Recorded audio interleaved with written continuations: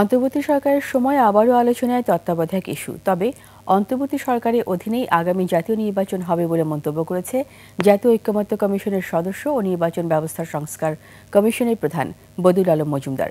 বিস্তারিত জারিন নাজনীনের রিপোর্ট।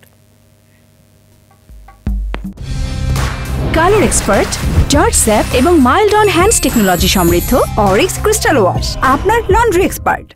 1996 সালে সংবিধানের ত্রয়োদশ সংশোধনীর মাধ্যমে চালু হয় তত্ত্বাবধায়ক সরকার ব্যবস্থা, যাতে নির্বাচিত সরকারের মেয়াদ শেষে একটি নিরপেক্ষ নির্দলীয় সরকার নির্বাচন পরিচালনা করত। এটি কার্যকর ছিল 1996, 2001 এবং 2008 সালের নির্বাচনগুলোতে। বাতিল হয় 2011 সালে আওয়ামী লীগ সরকার পঞ্চদশ সংশোধনীর মাধ্যমে।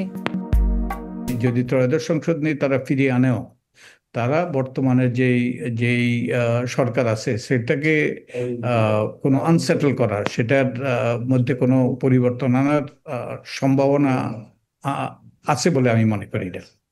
কারণ এটা একটা নিরপেক্ষ সরকার, এটা কোনো দলীয় সরকার নয়। তাই আমার মনে হয় যে যেই সরকার অন্তর্বর্তীকালীন সরকার আছে, এই সরকারই কিন্তু আগামী নির্বাচনের সময় দায়িত্ব পালন করবে। আমি কোনো পরিবর্তনের সম্ভাবনা দেখি না। ত্রয়োদশ সংশোধনী রিভিউ পিটিশনে ফিরে আসলেও তা আইনে পরিণত হবে না বলে মন্তব্য করেন তিনি।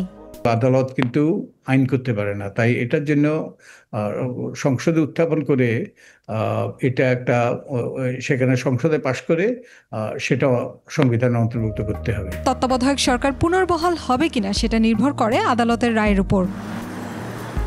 জারিন নাজনীন, 21 টেলিভিশন, ঢাকা।